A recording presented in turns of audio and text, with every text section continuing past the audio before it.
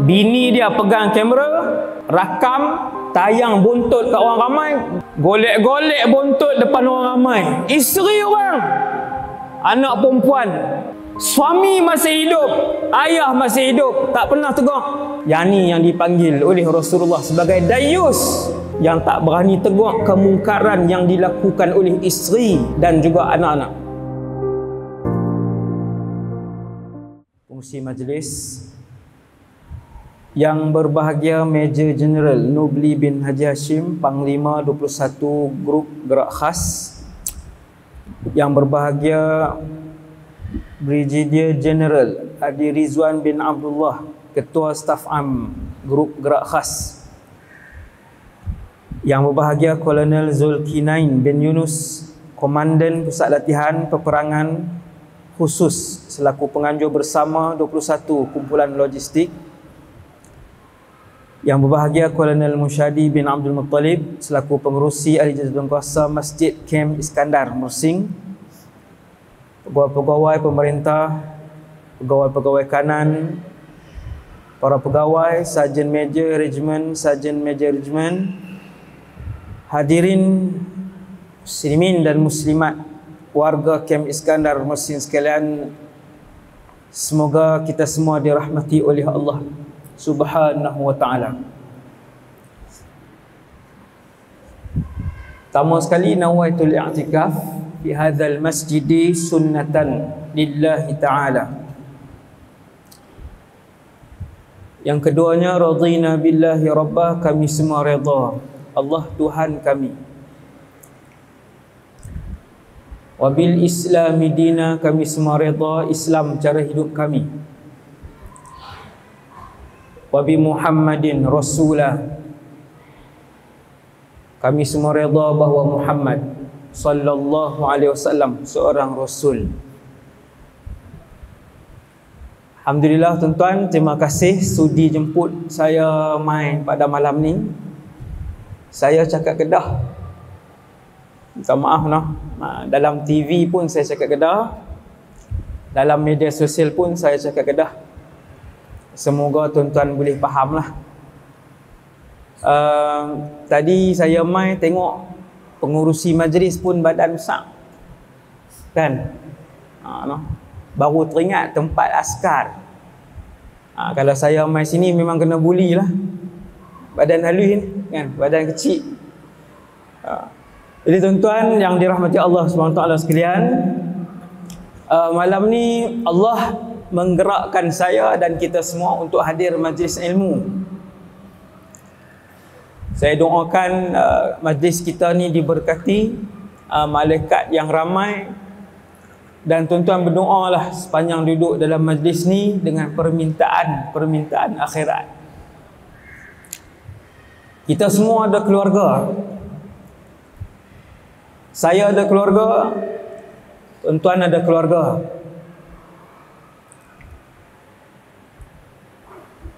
Benda yang paling penting dalam hidup seorang suami yang bertanggungjawab, ayah yang baik, seorang isteri, seorang ibu, yang paling besar sekali dalam hidup dia, keluarga.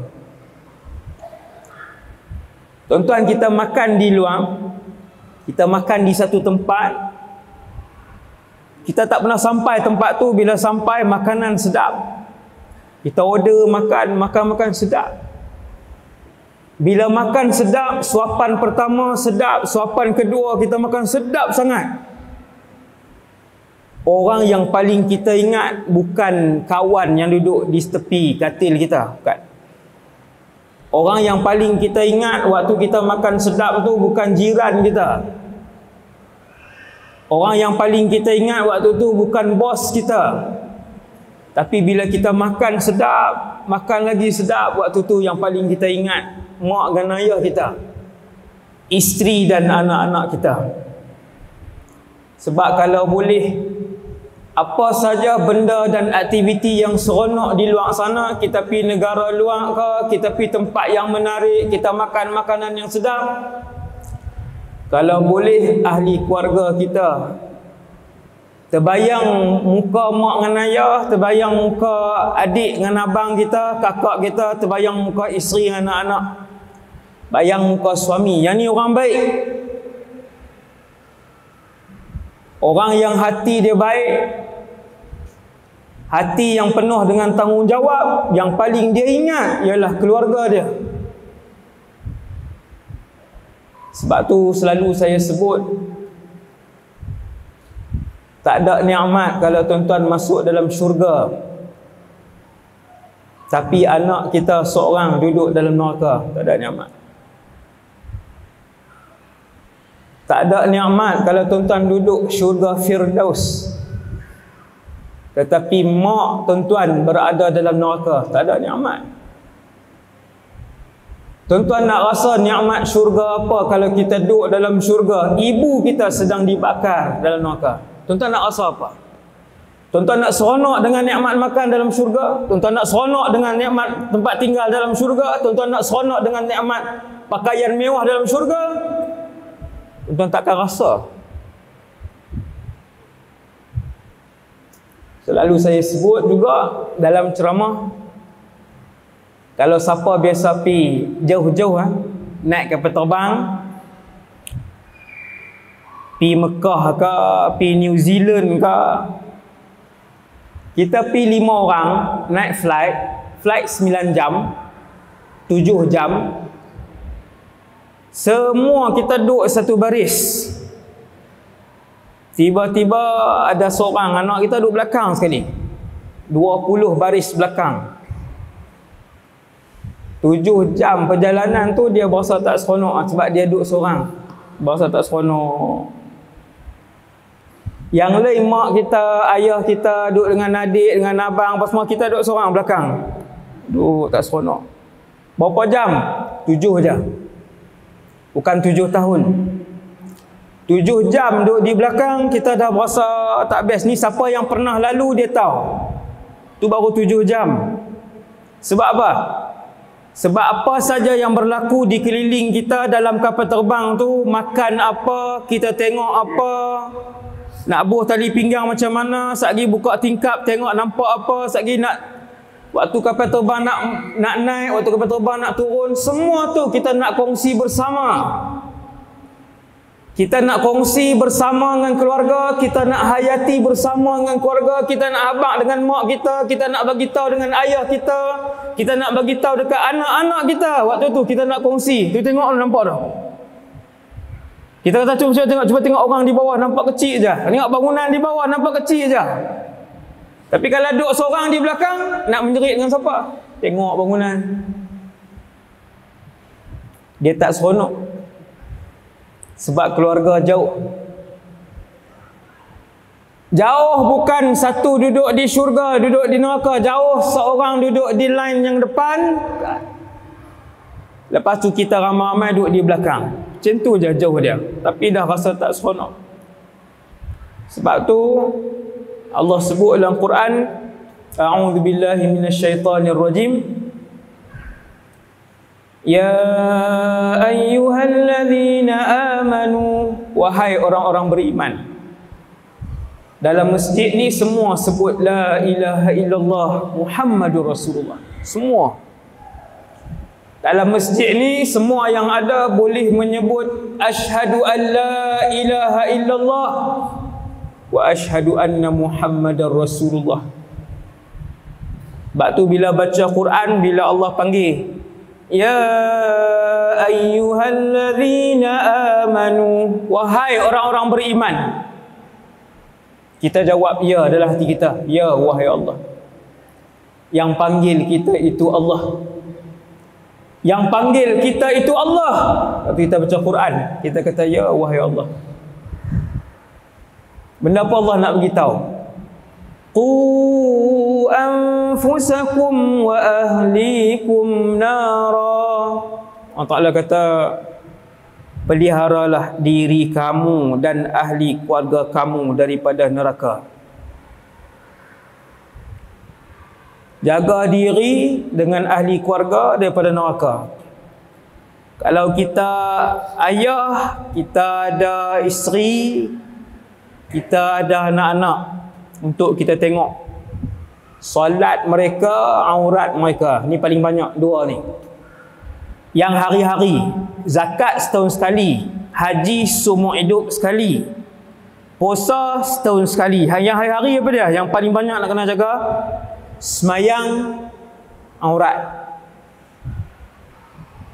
Wahai ayah, bila kamu ayah, kamu nak kena tengok hari-hari solat dan aurat anak-anak kamu.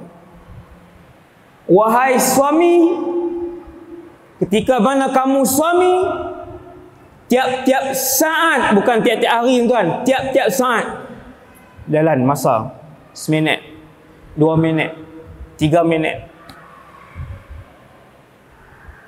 Allah nak tengok kamu jaga isteri dengan anak-anak kamu. Sebab kamu suami, isteri dengan anak-anak kamu, solat mereka, aurat mereka.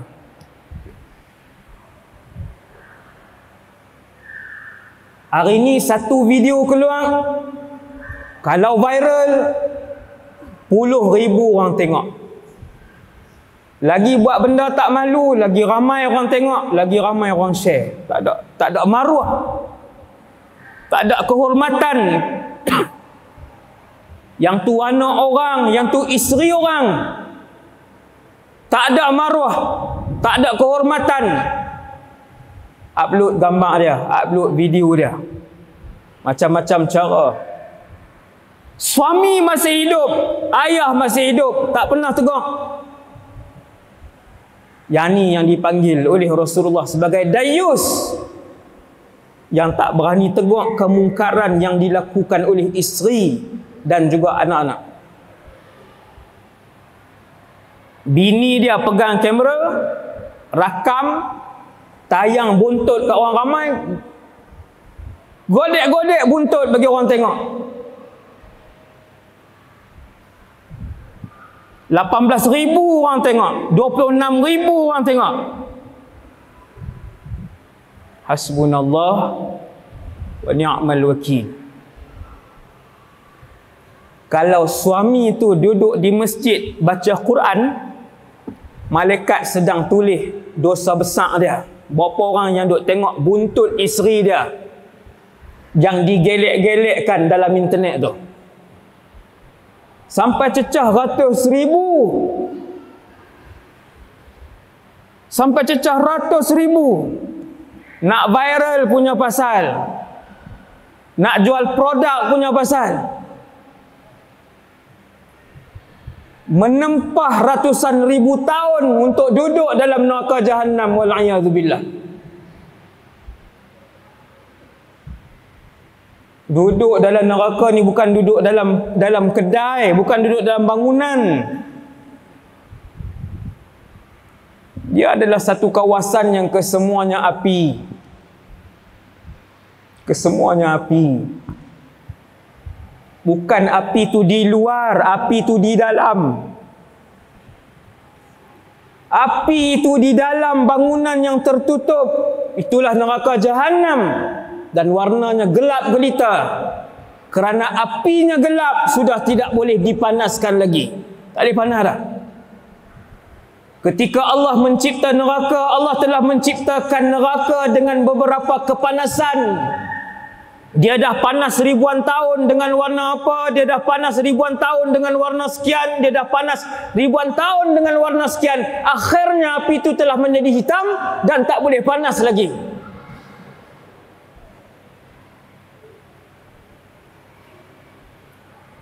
Golek-golek buntut depan orang ramai. Isteri orang, anak perempuan, ayah masih hidup.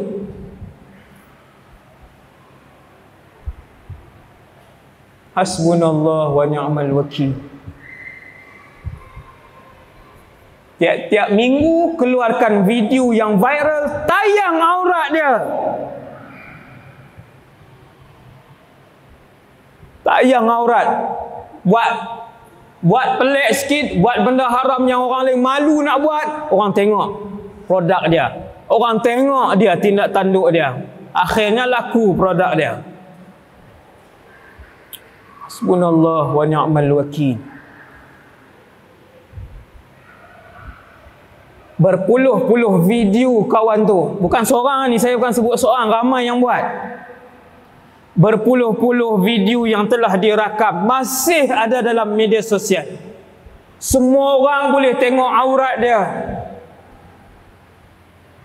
Tak pernah ditegur oleh suami. Suami masih hidup, suami masih ada. Ditulis dayus oleh para malaikat 24 jam. Malaikat tulis dayus, dayus, dayus. Sebab video isteri kamu orang lain duk tengok dan kamu tak tegur isteri kamu.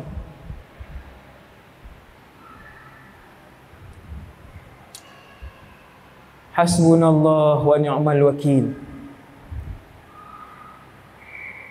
Sementara masih bernafas, nafas, maksudnya pintu taubat masih terbuka. Delete video-video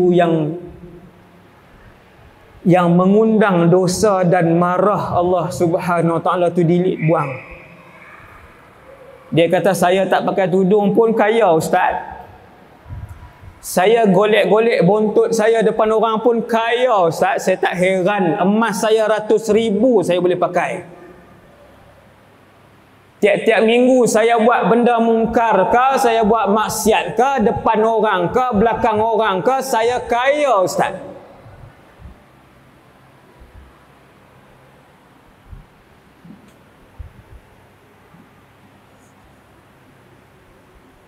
Kemuncak kemurkaan Allah kepada seseorang. Entah dengar ni. Kemuncak kemurkaan Allah kepada seseorang ialah apabila Allah membiarkan orang itu melakukan dosa dalam keadaan dia sihat je. Gaji tak kena potong apa, 4,000, 4,000 juga, 3,000, 3,000 juga. Sihat, kuih sihat, tak ada apa. Orang pun tak tahu dia duk berzina. Dia kata okey je. 12 tahun dah duk berzina. Sampai umur 50 lebih, sampai umur 40 lebih. Dia kata tak ada apa pun. Kata para ulama, hati-hati. Kemuncak kepada kemurkaan Allah kepada seseorang ialah apabila Allah membiarkan kamu melakukan kemungkaran dan Allah tak pernah tegur. Sebab Allah nak membiarkan kamu himpunkan sebanyak-banyak dosa itu dan tidak pernah memberi peluang untuk kamu bertaubat kepada Allah Subhanahu Wa Taala. Sebab Allah dah benci. Tapi kalau Allah sayang, Allah tegur orang tu, Allah panggil orang tu, Allah campakkan hidayah kepada orang tu, tengah-tengah dia buat maksiat, tengah-tengah perjalanan melakukan maksiat, Allah panggil dia, Allah jentik dia, Allah bagi musibah dekat dia, Allah bagi dia aksiden, Allah bagi dia hilang kerja, kerana Allah sayang. Allah nak kamu kembali kepada Allah. Itu Allah sayang. Sebab tu manusia yang paling dimurkai oleh Allah, dengar ni saya umum, makhluk yang paling Allah benci dalam alam ni, nombor satu paling Allah benci, nama dia Firaun. Umur dia 100 tahun, tak pernah demam, tak pernah batuk, ataupun lebih tepat tak pernah sakit. Firaun tak pernah sakit. Dengan bilangan tentera Firaun waktu dia kejar Nabi Musa, berapa ratus orang je ataupun 1,000 lah, wallahu alam, sikit je. Tentera yang dia keluarkan ratusan ribu tentera, nak kejar berapa ribu je orang. Ratusan ribu tentera yang dikeluarkan sebab dia kuat. Tentera dia ramai, kekayaan dia melimpah ruah, dia sihat. Tetapi Allah membiarkan dia dalam keadaan begitu. Allah tidak pernah memandang dia. Maksudnya tidak pernah merahmati dia. Hati-hati bila Allah sudah memalingkan rahmat dan kasih sayang daripada seseorang. Hati-hati. Jangan berasa selesa duk boleh minum arak, tak ada sakit apa. Jangan berasa selesa boleh berzina, pangkat duk naik. Dia kata tak ada apa pun. Keluarga saya pun okey, isteri saya pun tak pernah tahu. Hasbunallah wa ni'mal wakil. Qu anfusakum wa ahlikum nara. Jaga diri kamu dan ahli keluarga kamu daripada neraka. Sebab kita nak waktu kita melangkah kaki masuk ke dalam syurga, kita cari dalam syurga, kita jumpa ibu kita, kita cari dalam syurga, kita jumpa ayah kita cari dalam syurga, kita jumpa isteri kita. Kita cari dalam syurga, kita jumpa anak-anak kita. Kurang seorang akan membuatkan kita termenung duduk. Kurang seorang. Apatah lagi kalau yang dalam syurga itu kita seorang aja ahli keluarga. Yang lain semua tak ada. Bolehkah ahli syurga menziarahi ahli neraka? Jawapan dia boleh. Tetapi ahli neraka tidak boleh dan tidak pernah meninggalkan neraka. Dia tak boleh keluar. Ahli neraka. Ahli syurga Allah bagi dekat dia, Allah bagi keistimewaan penduduk syurga, dia boleh pergi ziarah. Dia boleh pergi tengok. Dia tengok.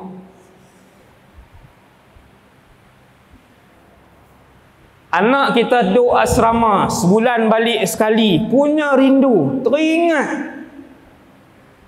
Sebab 30 hari boleh balik sekali je, 3 hari 2 malam. Teringat anak duduk di rumah, teringat, tengok muka dia. Yang tu boleh balik. Kalau tak boleh balik selama-lamanya, tak seronok. Tuan-tuan makan apa pun tak seronok, tuan-tuan nikmat apa pun tak seronok.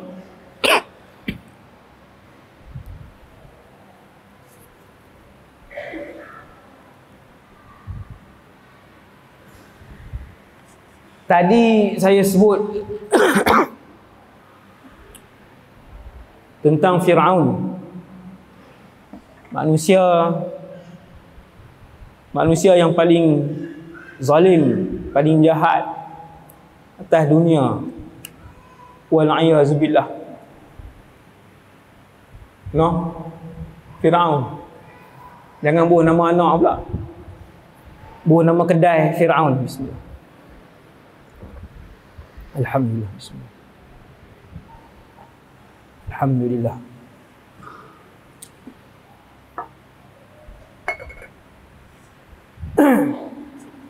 Dia manusia yang paling Allah benci. Nas'alullah as-salamah. Tapi yang peliknya tuan-tuan, untuk malam ni kita renung. Yang pelik, bila saya baca riwayat hidup dia, Firaun ni, yang paling saya pelik dan membuatkan saya merenung lama, kita renung lama tengok kisah tu, iaitu dia ada isteri, Firaun ni, Firaun yang Allah sebut dalam Quran ni. Dia ada isteri, nama isteri dia Asyah, bukan Aisyah. Nama isteri dia Asyah, bukan Aisyah. Kalau Aisyah isteri Rasulullah, Asyah isteri Firaun. Isteri betul, bukan dayang. Bukan dayang istana, isteri betul.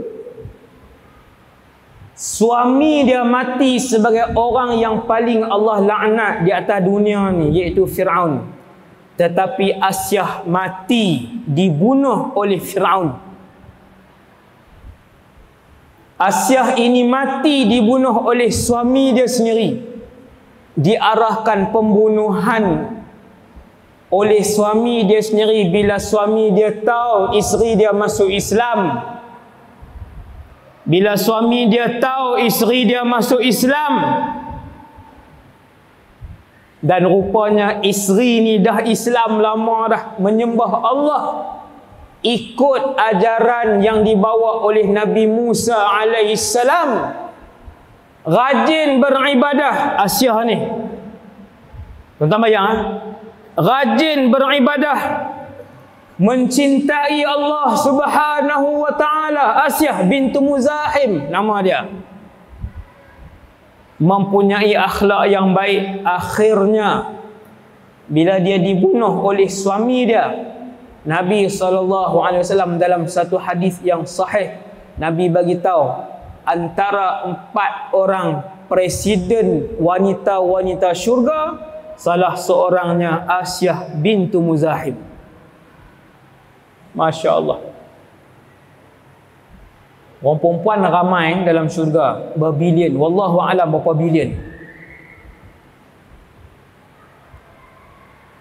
Bilangan orang perempuan dalam syurga, wallahu a'lam berapa bilion, mungkin 10 bilion, wallahu a'lam, kita tak tahu. Ketua wanita syurga ada 4. Ketua wanita syurga ada 4. Maryam binti Imran, Maryam. Khadijah binti Khuwailid, Fatimah binti Muhammad. Ketua wanita syurga nombor 4, nama dia Asyah bintu Muzahim, isteri Firaun. Masya Allah. Pelik tak tuan-tuan? Subhanallah. Suami mati sebagai lelaki ataupun manusia, bukan lelaki saja. Suami mati sebagai manusia yang paling Allah laknat atas dunia ni, rekod. Isteri mati sebagai salah seorang ketua wanita syurga. Orang perempuan tak boleh bagi alasan kalau suami perangai tak elok. Tak bagi alasan. Suami saya teruk ustaz, dia buat apa? Tak pernah bagi nafkah. Lepas tu dia duk pukul kamu ke? Tak pernah pukul lah. Nafkah dia tak bagi. Jahat dah tu. Jahat lah ustaz. Suami saya. Hak tu paling jahat bagi dia. Wanita-wanita umat Nabi Muhammad, muslimah di luar sana, kena ingat kisah ni. Tapi orang lelaki tak boleh lah guna alasan ni. Tiap-tiap kali buat tak elok, dia bagi alasan Firaun jahat lagi. Saya kira baik ni, Jumaat pun duk pergi semayang. Tiap-tiap kali berkeli, dia akan sebut, tiap-tiap kali bergaduh dia nak sebut Firaun jahat lagi. Jangan. Tak boleh guna alasan tu. Sebab kalau kita guna alasan tu, isteri kita pun akan guna alasan yang sama, iaitu isteri Nabi Nuh alaihissalam.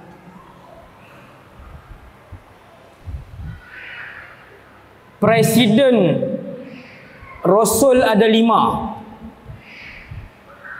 ataupun saya buah nama ahli majlis presiden lah.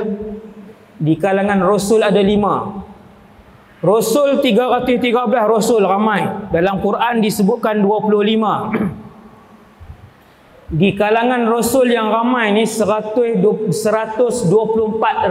Nabi. Ramai. Ada 5 presiden. Nombor 1 Nabi Muhammad. Tangga kedua Ibrahim alaihissalam. Kedudukan ketiga Musa alaihissalam. Kedudukan keempat Isa alaihissalam. Lelaki yang kelima di kalangan seluruh makhluk, nama dia Nuh alaihissalam.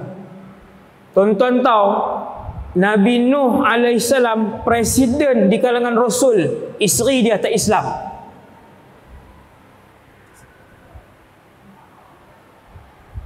Isteri dia tak Islam.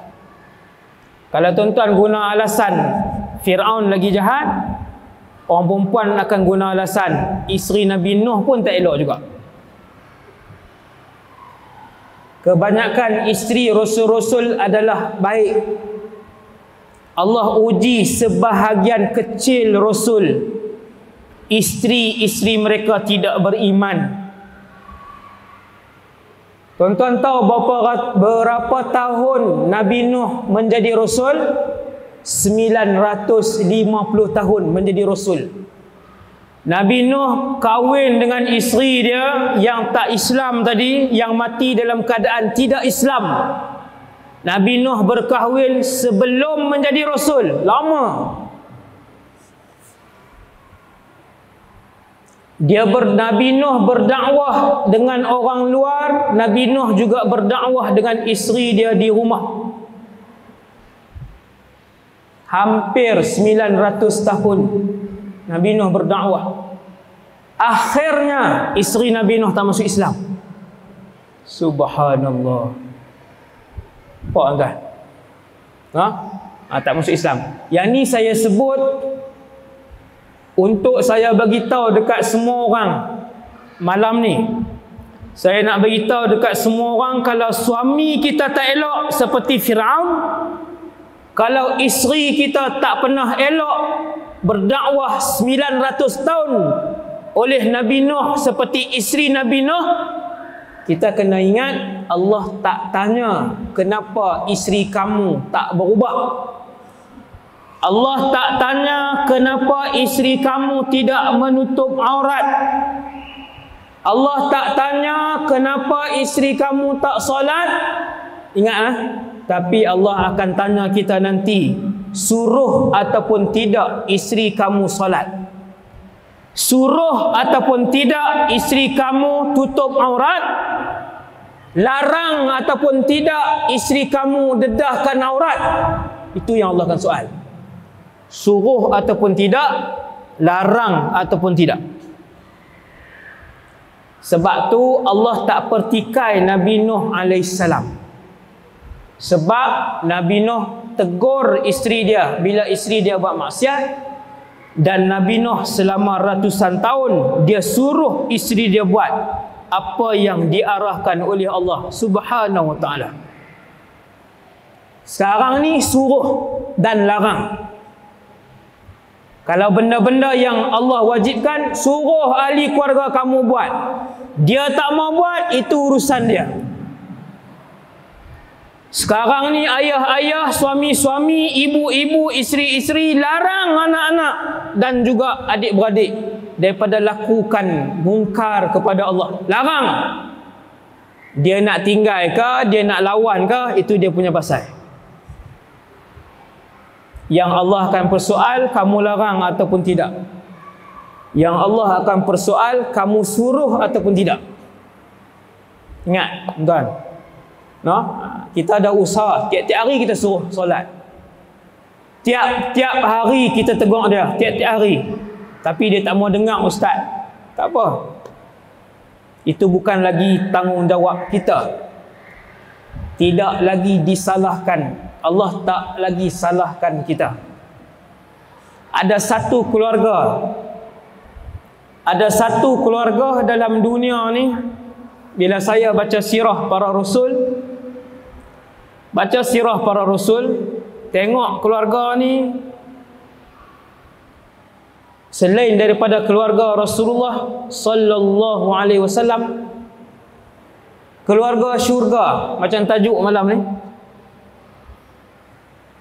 keluarga di syurga.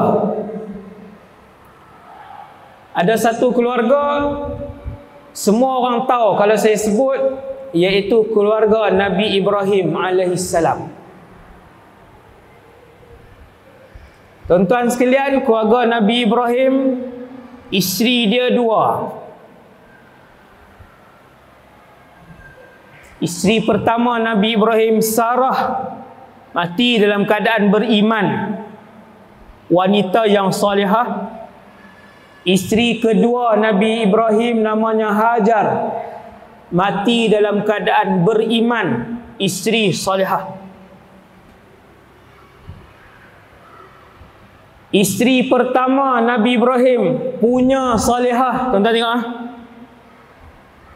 Isteri pertama Nabi Ibrahim nama Sarah sangat salihah sehingga melahirkan juga seorang rasul. Subhanallah. Nabi Ibrahim rasul ke tak rasul? Rasul. Nabi Ibrahim rasul. Isteri pertama isteri salihah, isteri kedua isteri salihah. Isteri pertama melahirkan anak rasul juga nama Ishaq. Nama Ishaq. Sebab tu kalau nak keluarga bahagia, kalau nak keluarga syurga, syarat nombor 1 cari isteri yang salihah.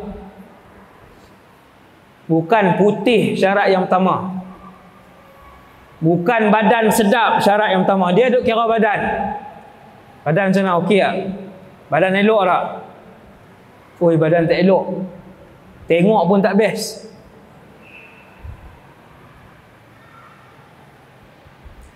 Syarat pertama untuk membentuk keluarga bahagia, keluarga yang Allah redha, nombor 1, cari pasangan yang beriman.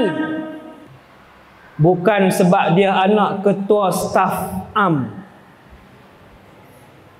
Oh, ayah dia pangkat tinggi. Ni best, kalau tackle best ni. Ada umur 18 darah tu.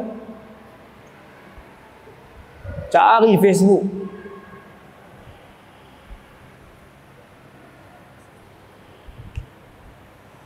Syarat pertama, beriman, wanita yang solehah. Sebab tu isteri Nabi Ibrahim yang nama Sarah melahirkan rasul. Nama apa? Siapa nak jawab? Mai depan. Saya nak bagi hadiah. Mai jawab di mikrofon ni. Duit tak bawa? Duit bawa dah. Siapa berani? Ni bukan sekolah menengah ni. Tentera semua. Saya cikgu sekolah. Selalu tanya macam tu. Isteri pertama Nabi Ibrahim melahirkan rasul nama Ishaq. La ilaha illallah. Rasul juga. Pak rasul, anak pun rasul. Subhanallah. Kita hari ni pak ketum, anak pun ketum. Pak kirim. Ni api mana ni? Beli ketum tak? Beli 2 kat ayah. 2 mungkuih. Saya tak peti air. Suruh tak dalam peti air. Bagus pak.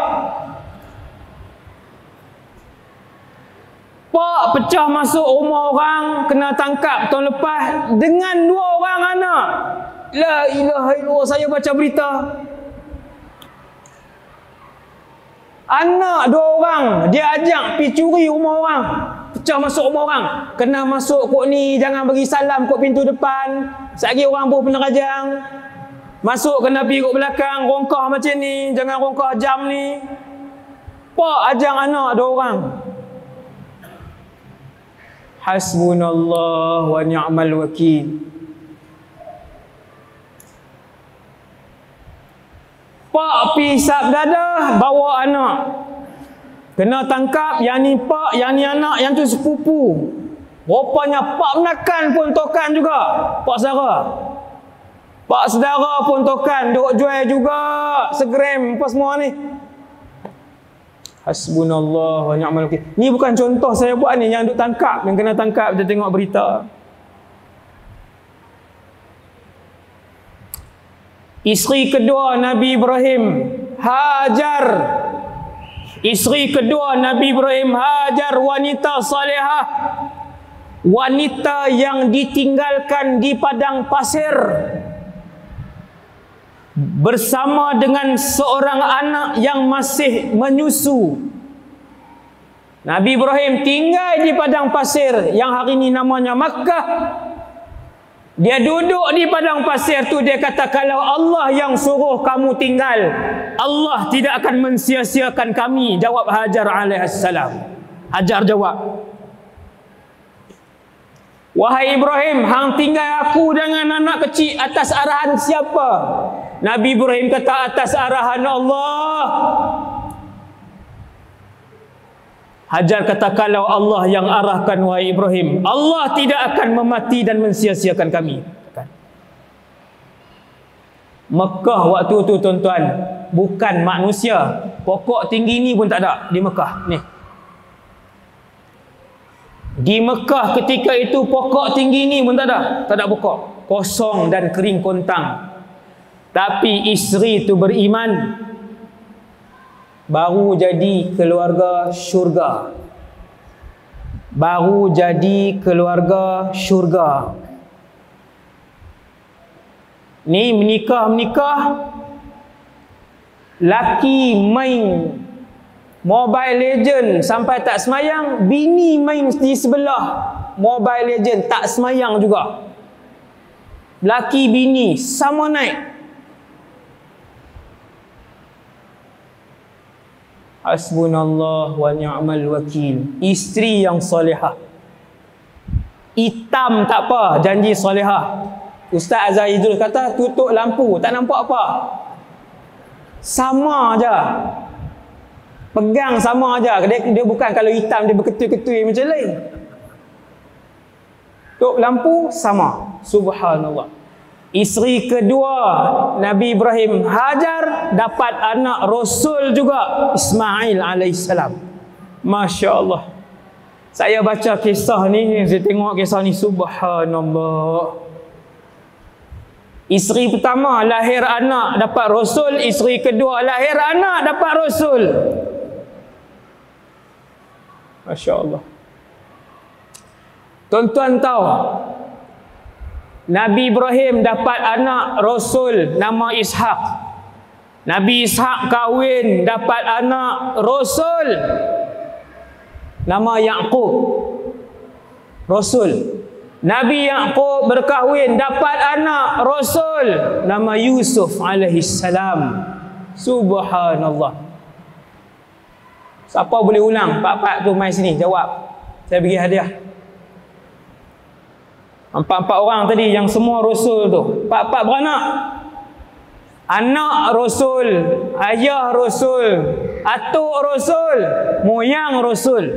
Subhanallah. Mai jawab di sini, di mic ni. Kan besar-besar kau hak tentera ni.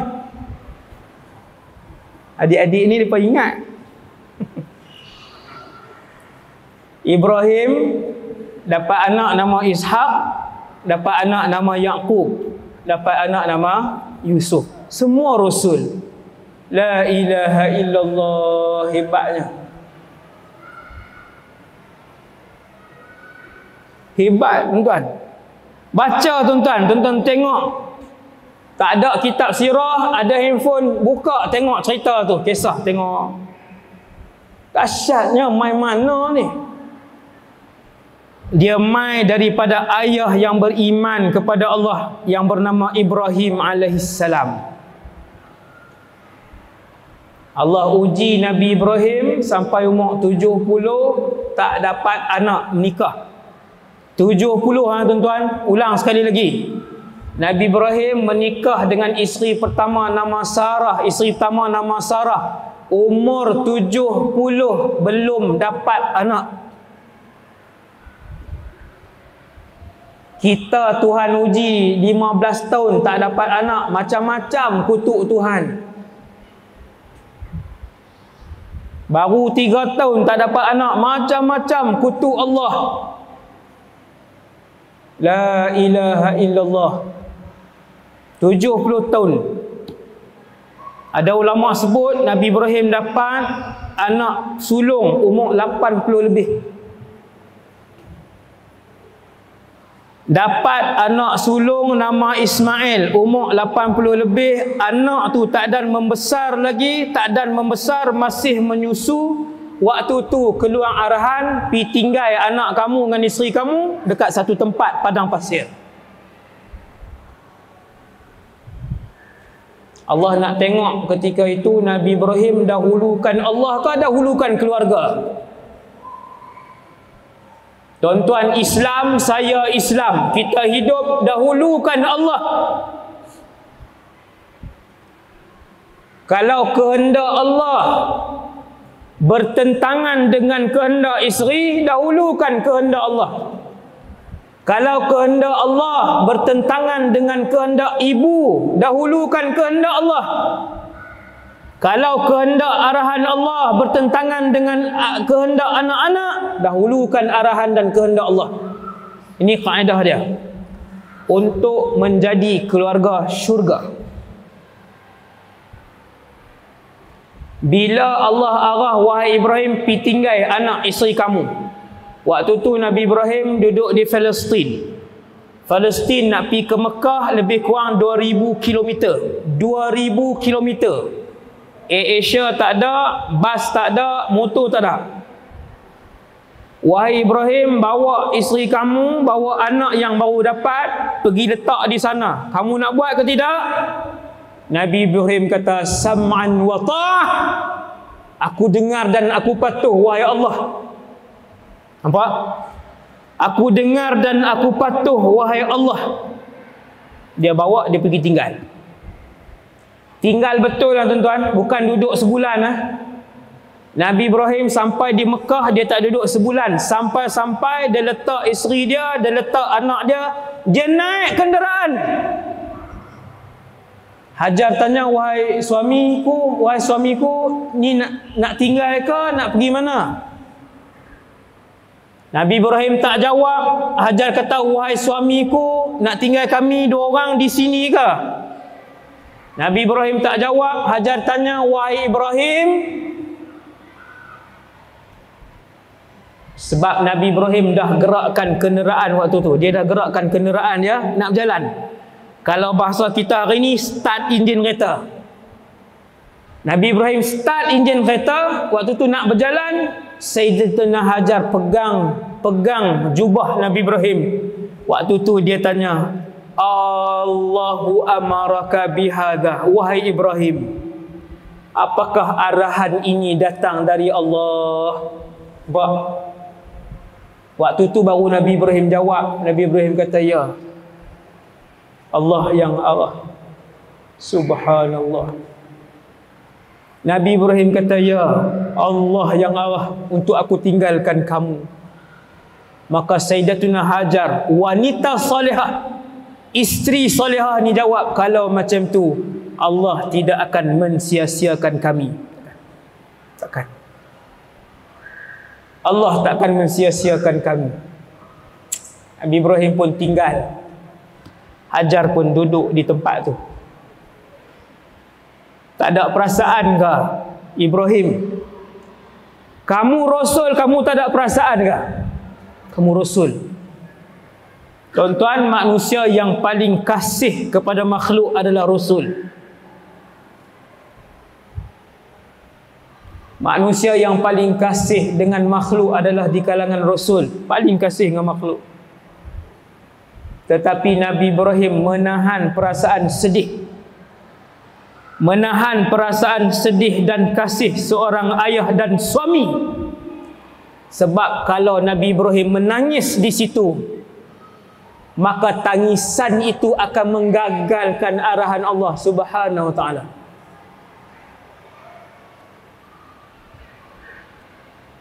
Maka Nabi Ibrahim tinggal. Bila tak nampak, isteri dia dah hilang dari pandangan, anak yang baru dapat tadi hilang dari pandangan. Nabi Ibrahim turun daripada kenderaan, menjulangkan tangannya berdoa kepada Allah SWT. Dulang tengah berdoa. Apa Nabi Ibrahim sebut?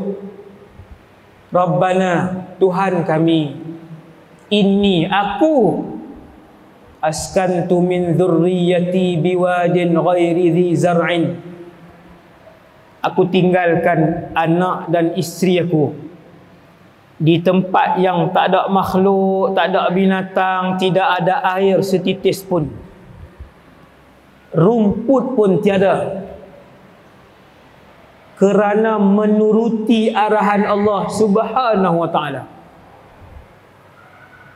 Wahai Allah, pelihara ahli keluarga aku. Jadikan mereka di kalangan yang menunaikan solat. Apa Nabi Ibrahim minta? Jadikan isteri dan anak aku di kalangan yang menunaikan solat. Tentera kalau tak solat, banyak mana pun bilangan dia tak boleh menang. Tetapi kalau kamu tentera dan kamu solat, sedikit apapun bilangan kamu, kamu mesti menang. Islam menawan dunia, mentadbir dunia, bermula daripada tentera Rasulullah 313. Lawan dengan 3 kali ganda tentera Quraisy yang lengkap bersenjata. Tentera daripada sebuah kerajaan Mekah. Kerajaan Mekah yang lengkap bersenjata. Pasukan pemanahnya ada, pasukan pejalan kakinya ada, pasukan lembingnya ada, pasukan berkudanya ada. Nabi beritahu kepada para sahabat, kekuatan kita bukan sekadar bilangan tentera, tetapi kekuatan kita sejauh mana ketakwaan kita, kebergantungan kita kepada Allah Subhanahu wa taala. Ini kekuatan sebenar. Sepanjang sejarah tentera Islam semua sikit, tapi semua menang. Zaman Sayyidina Umar mengalahkan Amerika dan juga Rusia. Waktu tu tak ada Amerika dan Rusia, saya sebut supaya mudah faham. Zaman Sayyidina Umar mengalahkan Rom dan juga Parsi. Sebab tu Nabi Ibrahim sebut, dia minta kepada Allah, wahai Tuhan, jadikan mereka di kalangan yang mendirikan solat. Itu kunci dia. Nabi Ibrahim tak sebut, dia tak minta, wahai Allah, kalau ada kedai runcit satu pun tak apa dah. Tepi tu. Nabi Ibrahim sepatutnya minta satu je, wahai Allah, wujudkan satu paip air tepi tu. Paip, cukup. InsyaAllah mereka hidup. Tapi Nabi Ibrahim dia minta, wahai Allah, jadikan mereka di kalangan yang solat. Semayang penting. Majoriti tak semayang. Rakyat Malaysia, majoriti tak solat. Bukan orang di luar sana, semua sama. Tentera ke, polis ke, rakyat biasa ke, kerajaan ke, swasta ke, majoriti tinggal solat. Nak menang dengan apa? Tak semayang ni nak menang dengan apa?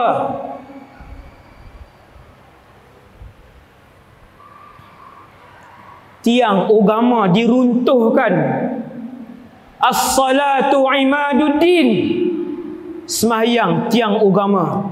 Nabi kata, siapa yang tinggalkan solat, dia merobohkan agama dia. Tiang seri agama. Paling penting dalam satu bangunan adalah tiang dia. Tuan-tuan tengok di luar negara, satu bangunan menara 80 tingkat, 90 tingkat. Kalau tarik tiang yang di tengah tu, roboh ke semua bangunan 90 tingkat. Satu tiang tengah. Maka Nabi sebut as-salatu imaduddin. Salat tiang agama. Siapa yang tinggal, faqad hadamaddin, dia meruntuhkan tiang bangunan agama dia. Kena semayang tuan. Semayang. Nak nakai, nak pi sampai ke mana nakai, semayang jangan tinggal. InsyaAllah Allah Ta'ala berkat kumpulan tersebut. Jadi komando yang terhebat dalam alam ni, insyaAllah. Yang solat, no? Ada hubungan dengan Allah SWT. Jadi saya rasa sekadar dulu untuk malam ni. Ceramah saya memang tak lama, no? Di mana pun. Kalau Ustaz Kazim kawan saya tu, dia 2 jam. Dia hebat lah. Saya ni jenis cokoh-cokoh kan. Depan siapa pun saya cokoh macam ni lah. Lusa depan yang di Pertuan Agong kan, saya tak tahulah nak bunyi macam mana kan. Jadi niat saya untuk ajak semua kembali kepada Allah Subhanahu Wa Taala. Itu saja niat saya. Semoga ceramah pada malam ni bermanfaat. Semoga semua kita dirahmati Allah oleh Allah Subhanahu wa taala. Qul qawli hadza astaghfirullahal azim li wa lakum. Subhanakallahumma bihamdik asyhadu an la ilaha illa anta astaghfiruka wa atubu ilaik. Assalamualaikum warahmatullahi wabarakatuh.